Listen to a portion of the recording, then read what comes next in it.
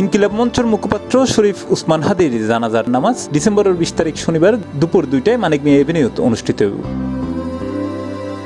শুক্রবার ডিসেম্বরের 19 তারিখ প্রধান উপদেষ্টার প্রেস ইউনিটে এই তথ্য জানানো হয়, যেটা হয়ে বেলা 2টায় জাতীয় সংসদ ভবনের দক্ষিণ প্লাজার শহীদ উসমান হাদির নামাজে জানাজা অনুষ্ঠিত হবে।